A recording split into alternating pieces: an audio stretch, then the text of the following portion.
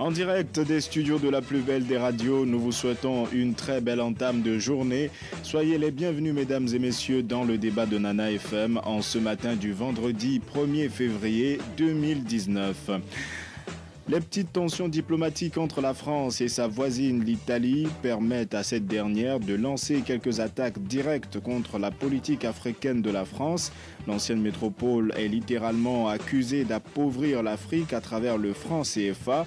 Mais certains économistes, avec l'exemple du professeur Kakonou Boupo, ont souvent décrié cette monnaie et pourtant la sortie des responsables italiens ne trouve pas un écho favorable chez tous les Africains, parmi lesquels des Togolais. Et l'interrogation qui est la nôtre ce matin est la suivante: sous quel angle doit être mené le débat sur le franc CFA? Et pour en parler avec moi dans ce studio, un parlementaire, Jerry Tama, président du groupe parlementaire Net PDP. Bonjour Monsieur Tama. Bonjour. Ce débat se fera également avec vous, les Togolais, qui pouvez réagir dès maintenant via la page Facebook de Nana FM et dans une vingtaine de minutes par téléphone sur le 91 09 71 71 ou le 96 61 58 58. Avec Stan Teko à la mise en onde, je m'appelle Antoine Afanou. Sous quel angle doit être mené le débat sur le franc CFA? C'est le thème du jour. Avant d'y aller, l'actualité politique a énormément évolué ces derniers jours. Jerry Tama, vous avez approuvé la déclaration de politique générale du nouveau gouvernement dirigé par Commissaire Lom Klassou. Qu'est-ce qui vous a semblé attractif dans ce programme? Non, bonjour. Écoutez, d'abord, il faut préciser que nous avons approuvé le programme sous réserve de 3 éléments. Le premier, c'est la tenue des réformes constitutionnelles dans les meilleurs délais. Nous les mettons même dans le mois de février. Les élections locales, là aussi dans les meilleurs délais, nous les estimons dans le mois d'avril ou mai au plus grand tard. Et puis, nous avons beaucoup insisté sur la redevabilité. Et nous pensons que cette nécessité même de redevabilité a conduit le Premier ministre à mettre en place son code de bonne conduite, parce que nous considérons aujourd'hui qu'un ministre qui est un serviteur de l'État doit pouvoir rendre compte régulièrement de l'exécution de sa mission. Et nous avons précisé dans notre déclaration même d'ailleurs que dès qu'un ministre se trouverait dans une situation qui montrerait de façon manifeste qu'il n'est plus en mesure d'exercer de façon efficace sa mission, il faudrait qu'il ait le courage de rendre le tablier. Et donc c'est uniquement à ces 3 conditions-là que si elles se trouvaient réalisées, nous accordons notre confiance à ce programme qui il est en réalité copié uniquement sur le PND, qui est un programme du Togo soumis aux Nations Unies qui nous accompagne dans ce programme-là. Donc en réalité, c'est un programme où d'abord le Togo est un pays pilote, mais c'est un programme international. Donc l'ensemble du projet du Premier ministre s'applique quasiment intégralement sur le PND, et nous avons trouvé que ce PND, nous l'avons aussi précisé d'ailleurs, s'il était appliqué, ferait de notre pays un Eldorado, mais il faut aussi reconnaître que dans notre pays, nous avons beaucoup de projets qui régulièrement ne sont pas exécutés. Donc, sous réserve de l'application de ces 3 éléments, vous avez voté la confiance au gouvernement, sachant de toute façon que c'est un gouvernement qui fera 15 mois. Alors, certains estiment que c'est un programme calqué sur l'ancien, celui qui a été présenté en 2015, les mêmes axes, notamment les réformes, mais jusqu'ici, il n'y a pas eu de véritable évolution. Non, mais écoutez, il y a une nouvelle assemblée qui vient d'être mise en place. Il y a une concordance quant à l'urgence des réformes constitutionnelles au niveau de tous les députés présents à cette assemblée-là, et nous pensons quand même que si les divergences ne nous empêchent pas de travailler, que logiquement nous devions pouvoir, moi je parle de semaines, je vous ai dit, pouvoir adopter les réformes. Vous voulez y aller le plus vite possible, voilà, comme vous l'avez dit depuis un certain temps. Donc, pour le moment, je pense qu'il y a juste le bénéfice du doute et que c'est uniquement dans les mois à venir qu'on verra réellement s'il y a une envie d'aller vite comme tout le monde le professe, ou alors c'est juste de la poudre aux yeux. Mais sur les discussions que nous avons avec nos collègues, surtout ceux de la majorité, parce que vous pensez bien qu'ils ont plus la capacité de faire ces réformes-là que nous, il y a une convergence de points de vue et je pense que normalement on devait pouvoir faire ces réformes-là dans les meilleurs délais. Avant-hier, le président de la République a accordé sa grâce à un certain nombre de détenus dits politiques. Pour vous, ce sont des mesures d'apaisement encore telles que présentées ou il y a une autre lecture à en faire? Non, je pense non seulement que ce sont des mesures d'apaisement, mais surtout aussi d'encouragement à l'endroit des acteurs politiques, surtout des députés de l'Assemblée nationale, qui font les choses qui accélèrent. Et vous savez, depuis longtemps, nous avons fait un plaidoyer qui va dans le sens de, pour les gens qui ont déjà été condamnés, qu'on puisse sans aucun doute leur accorder une grâce présidentielle, parce que c'est uniquement le président qui a cette prérogative. Mais pour les personnes en attente de leur jugement, qu'on puisse leur accorder, comme on vient de le faire, une liberté provisoire qui leur permet de vaquer à leur occupation, si tant est qu'ils s'engagent bien entendu à rester sur le territoire tel que prévu par les lois. Aujourd'hui, nous sommes satisfaits que cette mesure-là commence à être exécutoire, mais nous souhaiterions qu'elle puisse s'étendre à quasiment toutes les personnes qui se retrouvent aujourd'hui dans nos prisons du fait de leur participation à des activités politiques. Et nous continuons à encourager le gouvernement et l'exécutif à ne pas nous donner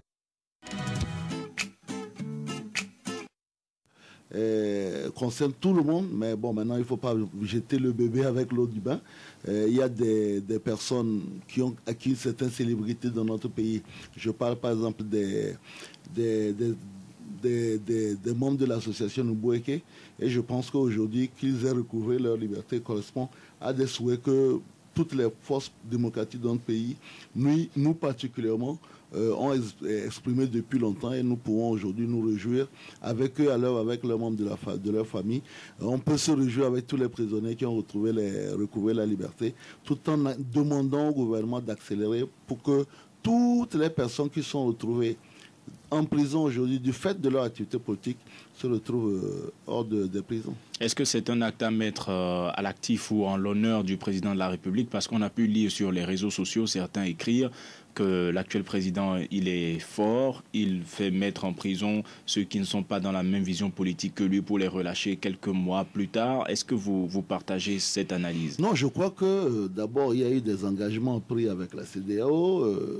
Il y a eu, bien entendu, je dois aussi avouer que, comme je l'ai dit tout à l'heure, qu'il y a un lobbying qui se met en place.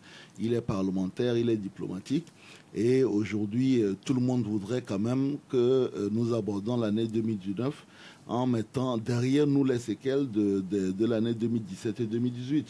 Je crois que c'est dans ce sens-là que ces mesures d'apaisement sont en train de se mettre en place, et j'espère que le vote des lois constitutionnelles bientôt à l'Assemblée nationale fera en sorte que la crise togolaise politique sera derrière nous et qu'on va commencer réellement à penser au développement de ce pays, notamment par l'organisation des élections locales. Donc je ne pense pas qu'on fasse volontairement, qu'on aille chercher volontairement des gens pour les mettre en prison, mais je ne pense pas aussi que toutes les personnes qui participent aux manifestations publiques se retrouvent en prison.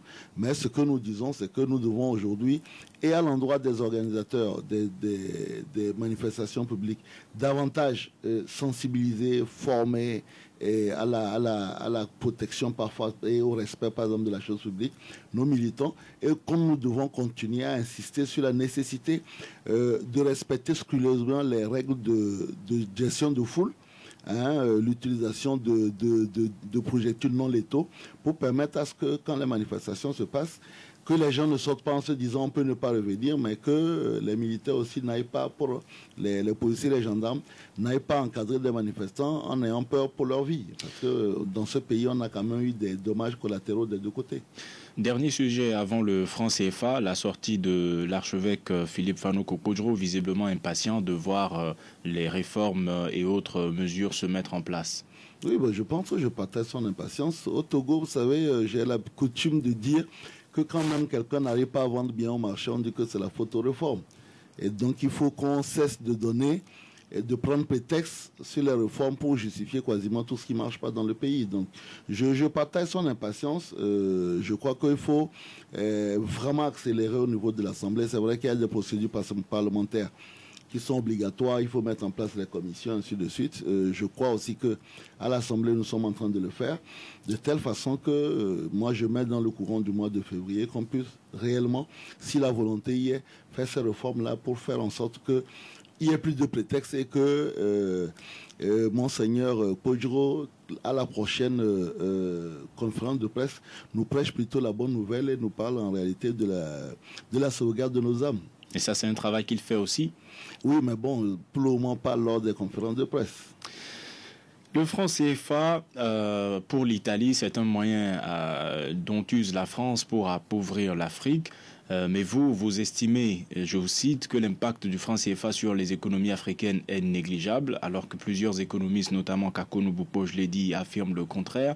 Quelle analyse avez-vous fait pour aboutir à cette conclusion? Oui, mais parce que justement, on parle de deux Afriques. C'est le problème. Ce qui est gênant, c'est que l'Afrique du franc CFA, c'est 14 pays. 14 pays sur 55 pays. Ça représente 14% de la population africaine. Ça représente 12% du PIB africain.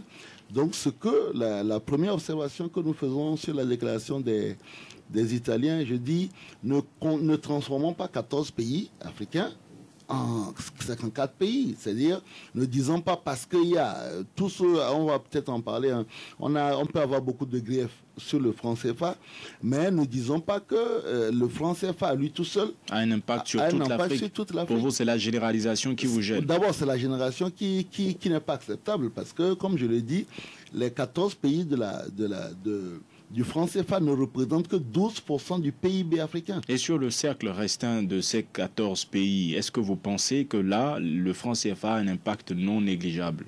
Maintenant, vous ne pouvez pas vous permettre de dire qu'une monnaie qui est partagée par 14 pays, que cette monnaie-là a un impact négligeable sur leur économie. Ça, ce serait quand même faire preuve de cécité intellectuelle, parce que la monnaie a quand même un rôle à jouer et qui est très important sur les termes de l'échange, sur la balance commerciale, ainsi de suite du pays. Mais donc, ce que nous reprochons principalement aux populistes italiens, c'est de dire, ne dites pas que une monnaie qui est partagée par 14 pays, soit 14% de la population africaine, soit 12% du PIB africain, a un impact sur la pauvreté en Afrique. C'est un abus de langage qui relève bien entendu du populisme. C'est d'abord cette subtilité-là, parce que j'ai écouté des gens dire, ouais, mais M. Thomas dit que le franc CFA, là, on en parlera tout à l'heure, mais généraliser l'impact du franc CFA à l'ensemble des pays africains, non, c'est exagéré. Parce que je répète encore, je ne veux même pas uniquement parler du nombre de pays, je ne veux même pas parler du pourcentage de population, mais du PIB. Les pays du franc CFA ne représentent que 12% du PIB de l'Afrique entière. Donc quand vous dites que le franc CFA appauvrit l'Afrique, sur 12%, c'est vraiment très marginal. Mais ce qui gêne sur un plan purement économique, c'est que le franc CFA est arrimé à l'euro, ce qui donne une certaine force peut-être au franc CFA qui n'est pas l'image de l'économie des pays qui l'utilisent. Est-ce que vous avez analysé ce rapport économique? Je vais vous dire une chose, pour commencer.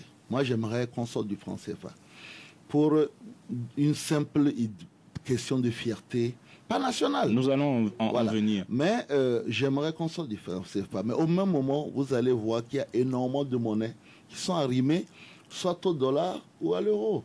L'Argentine, longtemps, a arrimé sa monnaie au dollar. Aujourd'hui même, le yuan chinois est arrimé à l'euro. Pour ceux qui, moi je vais régulièrement en Chine, quand vous arrivez en Chine, vous pouvez acheter les choses que dans deux monnaies, le yuan ou le dollar. Mais quand vous comparez l'économie chinoise aux économies des pays africains... Ce que je veux dire, c'est que pour le profane, il ne faut pas donner l'impression que le simple fait d'arrimer une monnaie à une autre monnaie étrangère est un crime. Voilà. Maintenant, par contre, nous devons accepter que pour des économies assez embryonnaires et faibles comme les nôtres, nous avons un franc qui est surévalué. Mais qui est surévalué en fonction des pays. Aujourd'hui, quand vous prenez la CEDEAO, après le Ghana, vous avez sur le plan de la croissance économique, par exemple, ou même sur le plan même de PIB, après le Ghana, vous avez qui comme grand pays de l'Afrique de l'Ouest? C'est la Côte d'Ivoire. Parce que la Côte d'Ivoire exporte, diversifie son exportation et profite à fond du franc CFA. Vous prenez le Sénégal qui exporte. C'est pour ça que son président, d'ailleurs, n'a pas un avis. Bien sûr, parce que la Côte d'Ivoire n'a aucun intérêt à sortir du franc CFA. Ils en profitent à fond. Parce qu'ils exportent énormément de produits. Ils sont quand même premier producteur au monde du café. Et donc, troisième producteur au monde du cacao. Donc, ils en profitent aujourd'hui. Et quand vous avez un pays comme ça qui exporte énormément de produits, et le fait d'avoir une monnaie surévaluée les avantages. Mais bien entendu, il faut aussi que, en contrepartie, la Côte d'Ivoire réussit à bien le faire, que vos importations ne vous grèvent pas votre balance commerciale. Et les autres pays alors, notamment le Togo? Oui, bien sûr, quand vous prenez le Togo, le franc CFA ne peut pas ranger l'économie togolaise parce qu'elle est très faible, elle exporte peu, mais importe énormément. Et donc, du coup, vous avez le peu que nous exportons avec une monnaie qui est forte, donc qui est surévaluée, au fait, nous pénalise parce que ce que nous importons, nous avons une monnaie qui est tellement forte que, en réalité, il y a des pays vis-à-vis desquels les gens ne vont pas venir acheter nos produits parce que la valeur de notre monnaie est surévaluée. Donc, c'est ça, en fait, le problème. Tous les pays, et vous le sentez dans les discours, le président ivoirien vous dit non, ne touchez pas à mon franc CFA. Moi, c'est bien parce que les indicateurs économiques sont super bien. La Côte d'Ivoire a une croissance économique qui a tourné durant les 5 dernières années autour de 10%, caracolant vraiment en tête avec le Ghana. Alors qu'au même moment, vous avez des pays qui ont leur monnaie nationale, mais qui en réalité ont énormément de difficultés. Quand vous allez au Congo RDC ou bien au Zimbabwe, ou même ici aujourd'hui en Guinée, avec la monnaie, vous prenez une brouette pour aller acheter un morceau de pain. Donc c'est ce que nous disons. Moi, par fierté, on en parlera comme vous le dites. J'aimerais bien qu'on quitte le franc CFA et quitter le franc CFA ne nous conduira pas automatiquement à frapper notre monnaie. Attention. Mais il n'en reste pas moins qu'en fonction de la nature de l'économie du pays, il y en a qui profitent. Mais à fond, aujourd'hui, quand vous prenez les 10 pays au monde qui ont les plus forts taux de croissance, vous avez 2 pays de la zone franc CFA, la Côte d'Ivoire et le Sénégal. Quand vous prenez les 10 pays africains qui ont le plus fort taux de croissance, vous avez jusqu'à 4 pays du franc CFA. Donc ça veut dire ce que ça veut dire, mais ça veut dire quand même que ce front-là n'est pas forcément le plus mauvais. Mais il n'en reste pas moins que, on en viendra dans la deuxième partie, mon opinion personnelle, voilà. D'autres pensent que pour une raison de fierté, comme vous l'avez dit, l'Afrique ou les pays africains qui continuent d'utiliser le franc CFA, 60 ans après les indépendances, doivent être à même de se séparer de l'ancien colon. Maintenant après, vous savez, sur les questions de fierté, moi je dis que ce serait bien quand même que le franc CFA, ou bien vous l'appelez comme vous voulez, vous pouvez l'appeler Coris, parce qu'il y a des idées qui parlaient de Coris, qui parlaient de Q, vous pouvez même l'appeler EGA en langue locale, Lidi en Kabylie, Loubiri en langue Naoudum, mais que ce serait bien quand même qu'on ait une monnaie sous-régionale qui nous appartienne. Mais attention, et quand vous avez fini de dire, OK, il faut qu'on ait votre monnaie, vous avez les machines qui feront cette monnaie-là, de toute façon, seront fabriquées soit en Occident, soit en Chine ou ailleurs. Parce qu'il faut aussi que, je crois que nous autres Africains, il faut qu'au bout d'un certain moment, nous ayons le courage de reconnaître nos faiblesses. Parce que quand vous dites, non, il faut battre notre monnaie, c'est bien. Mais les machines qui vont, comment on appelle ça, imprimer cette monnaie-là, ils viennent même de l'extérieur. Nous n'avons pas encore un pays aujourd'hui en Afrique qui a conçu une machine qui frappe notre monnaie. Et que nous sommes obligés, de toute façon, de négocier avec les grandes banques pour pouvoir avoir des taux de change qui nous permettent d'exister. Donc, en fait, c'est un peu comme quand nous disons, oui, mais consommons produits locaux et puis on va porter pagne alors que le pagne est fabriqué en Hollande. C'est ça le problème. C'est-à-dire que quelle est la justesse de ce que nous disons quand nous avons nous-mêmes des faiblesses structurelles? Certains sont gênés par le fait qu'aujourd'hui ce soit la France qui frappe les monnaies et que le coût de cette impression aille à la France ou profite à la France en termes de milliards de francs CFA. Il n'en reste pas moins que demain, quand nous avons dit que nous frappons notre monnaie, on va aller acheter des machines et on va se rendre compte tout simplement, en faisant même un appel d'offres, que finalement c'est peut-être une société française qui va remporter le marché parce que les techniques de protection des billets, ainsi de suite, que c'est peut-être une société française qui emporte le marché. C'est pour ça que je dis, ok, c'est bien de dire non, mais il faut qu'on frappe nos monnaies en Afrique.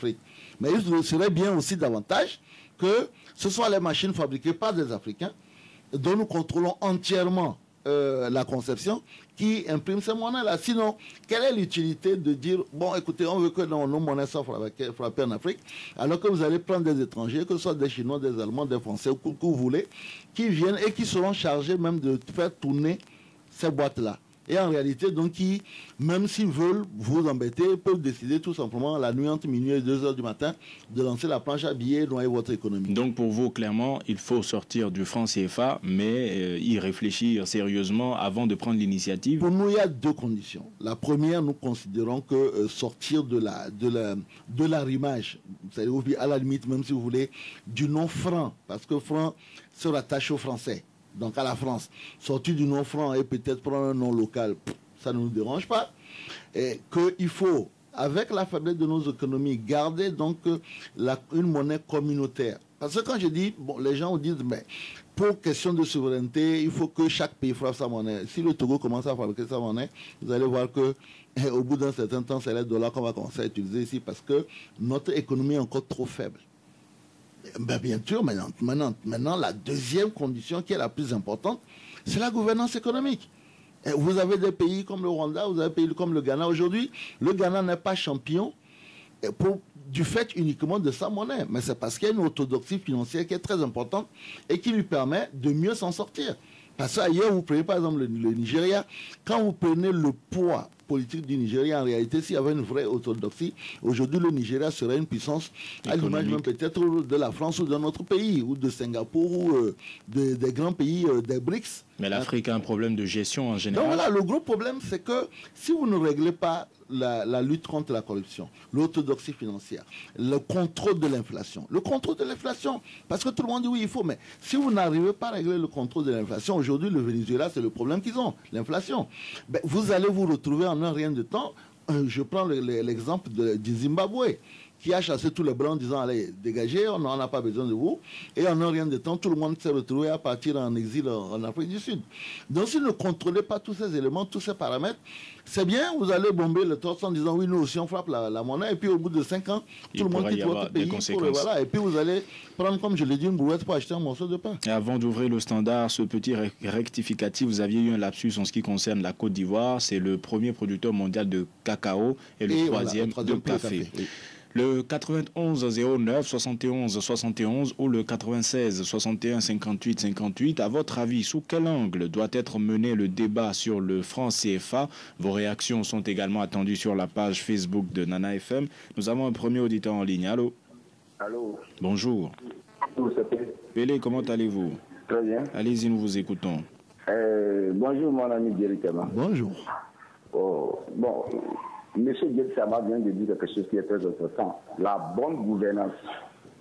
C'est-à-dire, quand nous avons des présidents qui, chaque fois, vont à la France, donner l'argent à la France, Monsieur Dietsama qui est là-bas, il veut accéder au pouvoir un jour.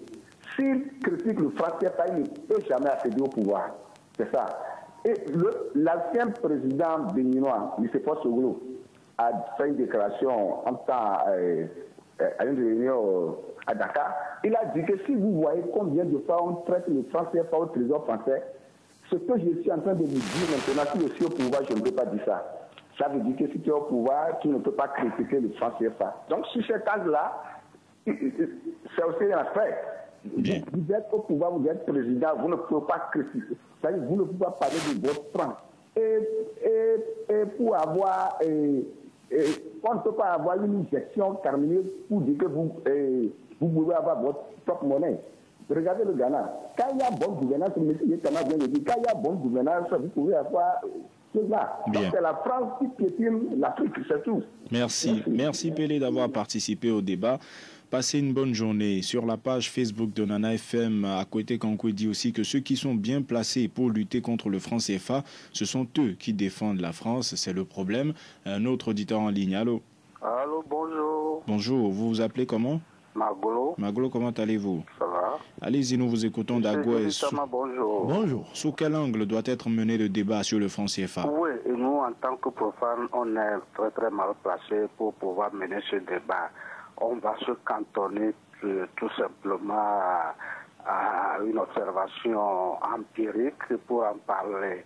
Et je crois même que pour ce débat, il faut vraiment un spécialiste comme M. Géritama, bon, bien qu'il ait eu des notions, il n'est pas... Et on a déjà eu à le faire avec un économiste. Oui, on aimerait, chaque fois qu'il s'agit de la monnaie, je crois qu'il nous faut un économiste très éclairé. Voilà, ceci étant dit, la notion de monnaie même, c'est tout fait pour l'Africain. L'Africain, c'est le troc. Si nous ne voulons plus le CFA, moi, je pense qu'il fallait retourner au troc. La monnaie, le franc CFA, c'est une invention des Blancs, et plus précisément de la France. Nous sommes condamnés. Il ne faut pas, pour une fois, je suis d'accord avec M. Géritama, il ne faut pas avoir un optimisme béat, comme le vent des indépendances, qu'on dit on est indépendant, et qu'on se rend compte finalement qu'on n'est pas indépendant. Mais M. Maglo, est-ce qu'avec l'évolution du monde aujourd'hui, vous pensez que le troc aurait encore sa place? Oui, c'est pourquoi M. Géritama a dit qu'il faut vraiment faire attention. Et ça n'a pas sa place. Moi, je vais analyser la chose sous l'angle de la forme. Pour la forme même, ça sonne mal qu'on nous dit que franc de la colonie française, ça, pour notre fierté... Mais cette définition a changé. Aujourd'hui, c'est le franc de la communauté financière. Voilà. Il y a toujours cette notion-là. Et puis moi, ça me fait très très très mal lorsque un seul pays englobe 14 pays. Ça fait mal. La France, avec tous les pays africains, sommet France-Afrique, mais c'est très mauvais. Bien, merci. Merci, M. Maglo, d'avoir participé au débat. Ah non, là, vous avez eu beaucoup de temps pour faire votre développement. Il faudrait donner la parole à d'autres auditeurs aussi. Okay. Merci pour votre compréhension. Passez une bonne journée.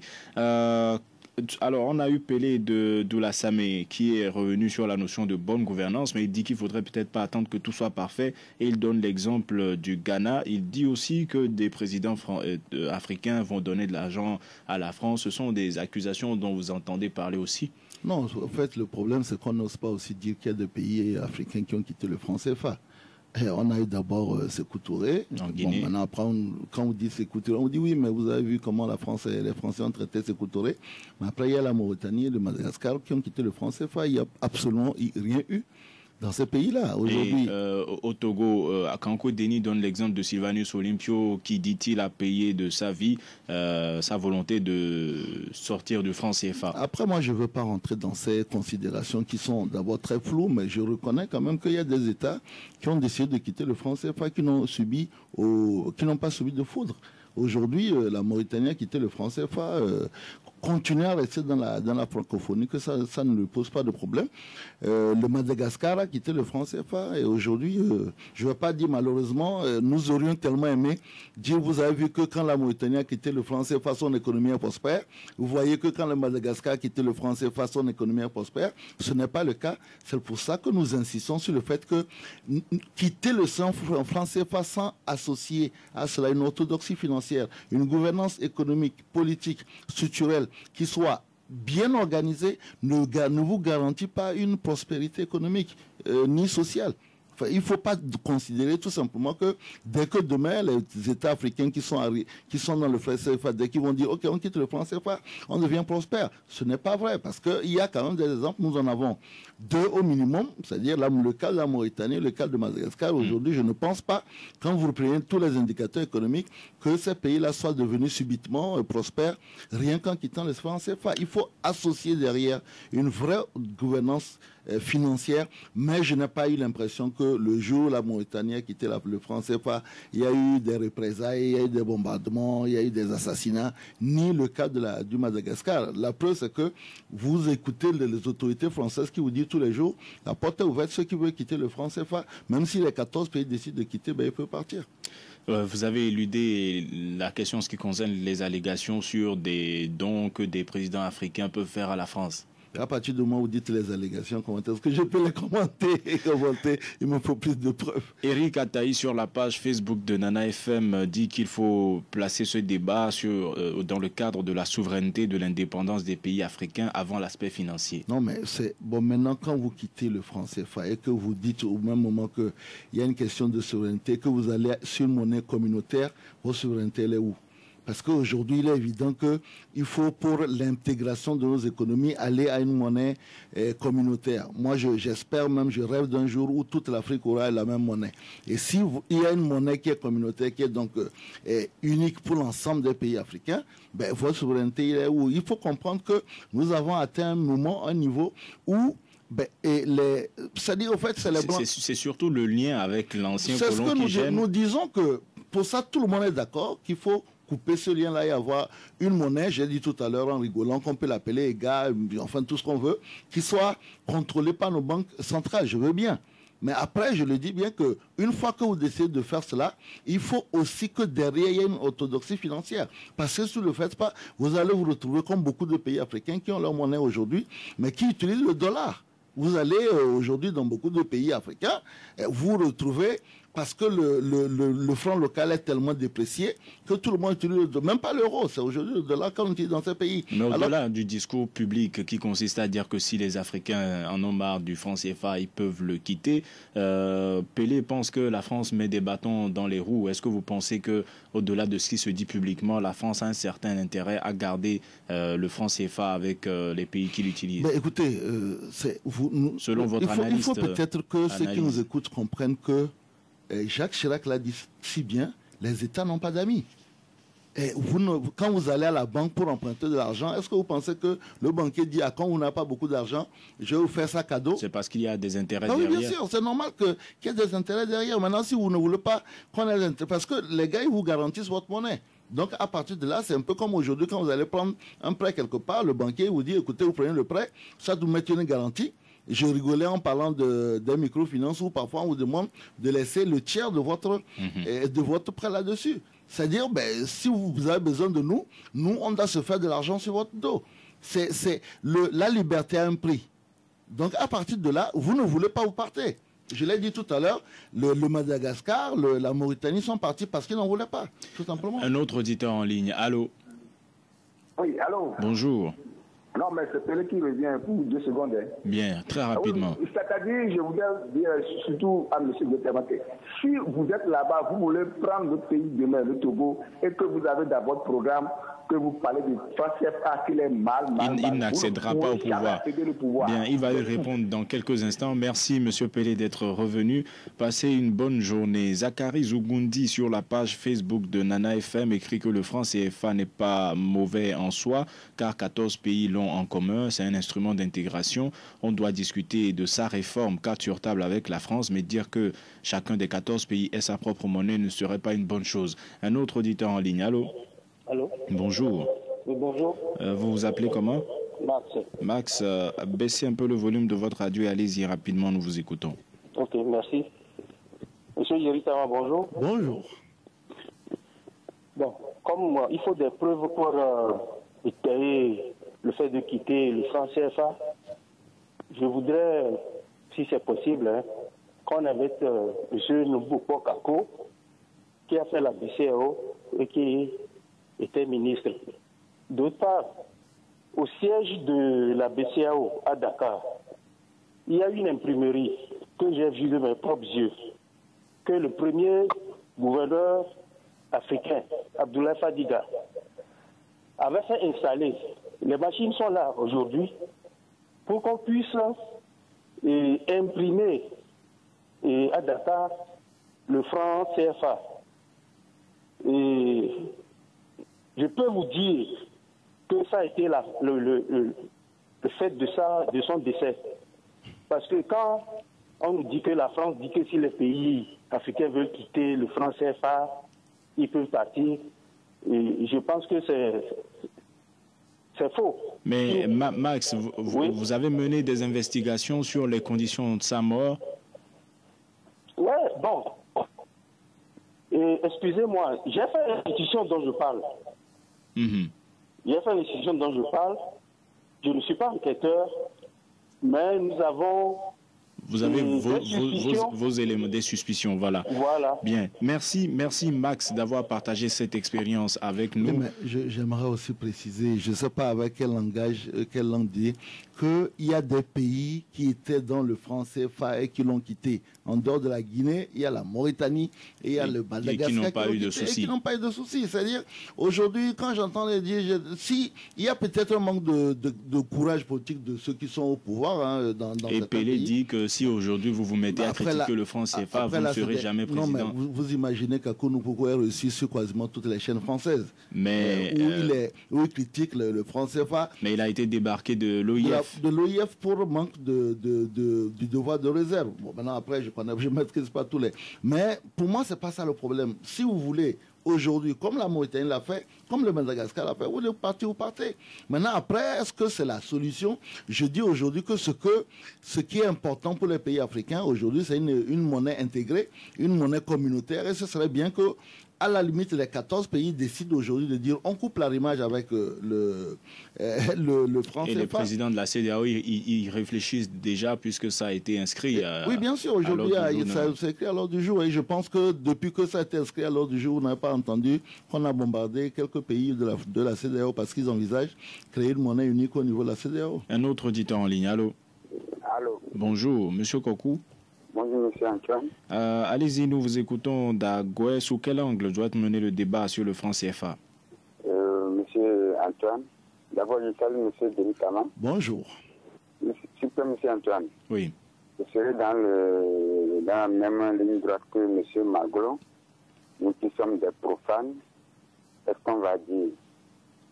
Pour une fois, c'est-à-dire, la question est de savoir, pour vous les profanes, comme vous le dites, est-ce que ce débat doit être mené sur le plan de la souveraineté des États ou sur un plan purement économique? Les deux côtés. Mais aujourd'hui, là où nous sommes, moi, je vois que c'est un faux débat qui vient sur place publique pour... Moi, je dirais que quelque part, c'est comme pour enlever dans la tête des Africains les problèmes auxquels ils doivent faire face. Aujourd'hui, moi, je dirais que cette question de franc CFA, moi, je dirais que l'Afrique est appauvrie grâce à l'incapacité et la paresse de ses dirigeants. Aujourd'hui, ça fait combien de temps que le Togo a du phosphate? Est-ce qu'on fabrique de l'engrais ici? Non. Voilà les raisons. Bien. Donc, permettez-moi de poser une question à M. Djelikama. Allez-y. Oui, c'est ça, M. Djelikama. Vous êtes à l'Assemblée. Il semble que dans votre règlement intérieur, le président de l'Assemblée est élu à main élevée et les autres membres du bureau doivent être élus au bulletin secret.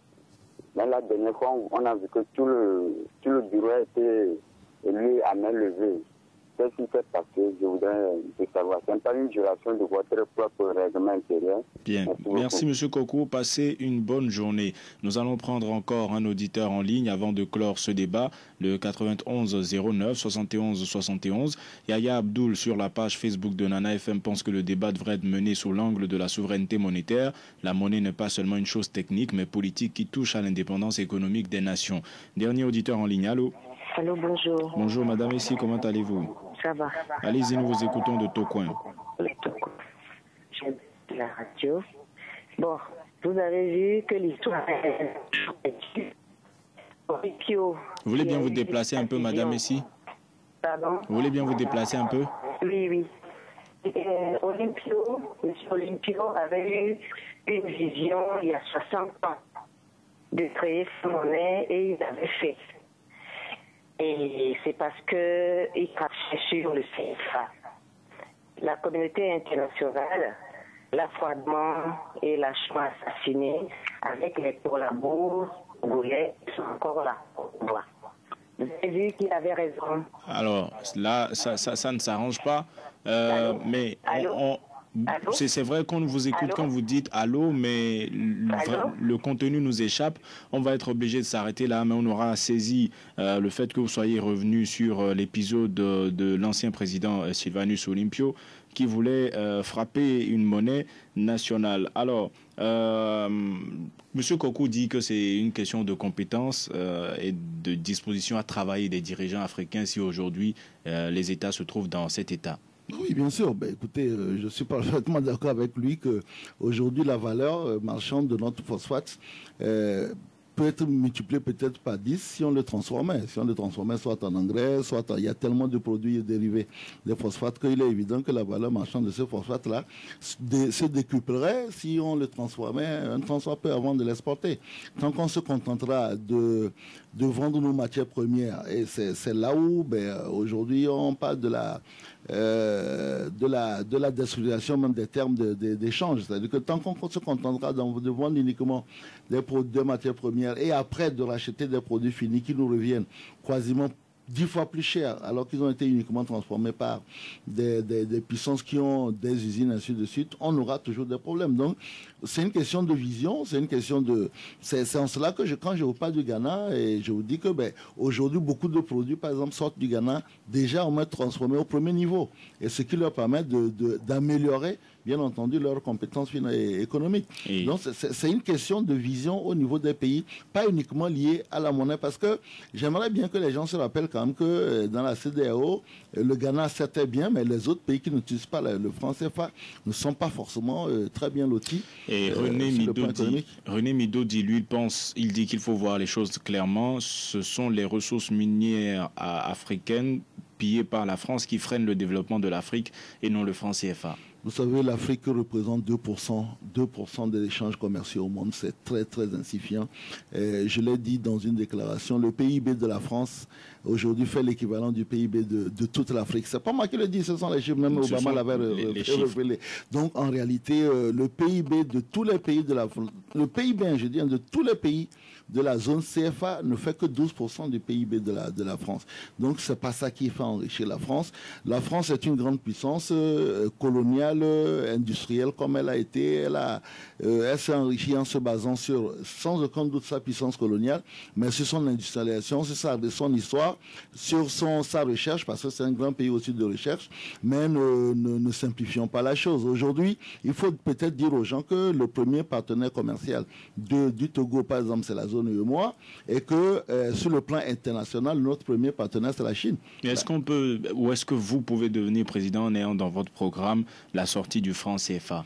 Est-ce que en réalité, je pense que aujourd'hui, je peux mettre dans mon programme la sortie du CFA et être élu par les Togolais, c'est pas un problème. Je répète encore, mais je ne sais pas comment est-ce qu'il faut le dire, que la Mauritanie, le Madagascar... Peut-être que les gens souhaiteraient d'autres exemples. Non, c'est qu'il y a beaucoup de fantasmes dans cette histoire. C'est-à-dire qu'on vous dit toujours que dès que quelqu'un commençait à parler de franc CFA, on l'a zigouillé, il a disparu. Des gens meurent dans nos pays. Il faut bien qu'à un moment, quelqu'un meure. Maintenant, si vous avez des éléments pour prouver trop de coïncidences... Oui, mais bon, maintenant, ce que je ne dis pas, je répète encore que aujourd'hui, si je suis président, je pense que si je ne mets pas en place une bonne stratégie d'orthodoxie financière, je n'ai aucun intérêt à sortir tout de suite du franc CFA dans un premier temps, parce qu'un petit pays comme le Togo, vous savez, le PIB du Togo, c'est 4,7 milliards de francs et de dollars. L'homme le plus riche du monde, il est à, je pense, 86 milliards. 137 milliards. Bon, maintenant, après son divorce, il tourne autour de 90 milliards. Vous imaginez que notre PIB à nous tout seuls fait à peine 1/10 de la richesse des individus. Aujourd'hui, 26% du monde détient plus de 86% de la richesse du monde. Donc, en réalité, il faut peut-être sortir des fantasmes et se dire, si nous voulons rendre nos pays vraiment prospères, il faut qu'on travaille, il faut qu'on lutte contre la corruption, il faut qu'on ait une vraie orthodoxie financière et on en sortira. La Côte d'Ivoire ne se plaint pas du français. La question de M. Kokou pour finir l'élection du président et du bureau de l'Assemblée nationale à main levée. Faux. Faux. Je répète, là je me permets, je suis rarement si catégorique, mais c'est faux. Vous n'avez nulle part dans le règlement intérieur de l'Assemblée nationale un article qui dit que l'élection des autres membres du bureau doit se faire au bulletin secret. On a largement étudié la question. Et s'il y a un élément il peut m'interpeller où il veut pour me dire, ah non, vous voyez, c'est cet article-là qui dit que ça doit se faire au vote secret. C'est faux. Votre mot de la fin en quelques secondes. Non, il faut faire les réformes rapidement, il faut aller aux élections rapidement, et puis il faut que tous les Togolais se mettent au travail parce que personne ne viendra faire notre bonheur à notre place, malheureusement. Merci Djeri Tama d'avoir accepté notre invitation. Je rappelle que vous êtes le président du groupe parlementaire Net PDP. Ce débat ainsi s'achève. Merci à vous auditeurs de l'avoir suivi et d'y avoir participé par téléphone comme par internet. Stan Teko était à la mise en onde. Je m'appelle Antoine Afanou et notre prochain rendez-vous se situe à 7h15 lundi matin. Mais d'ici là, vous aurez droit à une rediffusion demain samedi dans l'après-midi à partir de 15h. Très bonne journée à vous. 95.5 Nana FM.